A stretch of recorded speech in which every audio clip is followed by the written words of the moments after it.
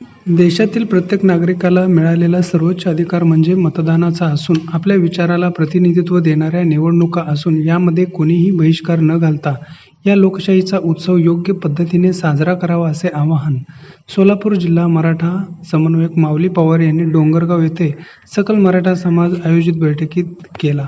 या प्रसंगी सकल मराठा समाजाचे मंगळवेढ्यातील समन्वयकही उपस्थित होते.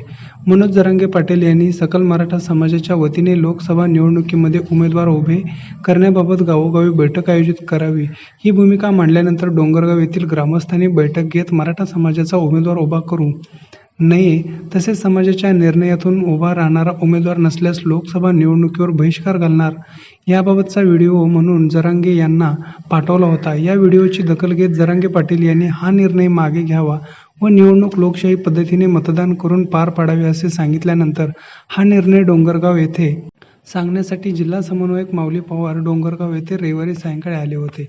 यावेळी बोलताना माऊली पवार यांनी सकल मराठा समाजाला आरक्षणासाठी अनेक वर्ष संघर्ष करावा लागला. यात गैर राजकीय म्हणून मनोजदादा जरांगे यांनी नेतृत्व केले.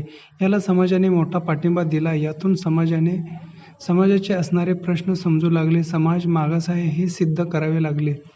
त्यावेळी अंतरवाली सराटी येथे सरकारने दखल न घेतल्याने आंदोलन तीव्र झाले व पोलिसांनी अमानुष लाठीचार्ज केला. यातून क्रांती झाली. गावोगावी लोक रस्त्यावर अवतरले. आता आरक्षण अंतिम टप्प्यात आहे. सगळे सोयरे व 50% आतून मिळवणे हे ध्येय आहे. यासाठी आपल्याला राजकारण न करता आपल्या सद्सद विवेकबुद्धीने मतदान करावे, निर्भयपणे लोकशाही मजबूत करावी असे देखील त्यांनी यावेळी सांगितले.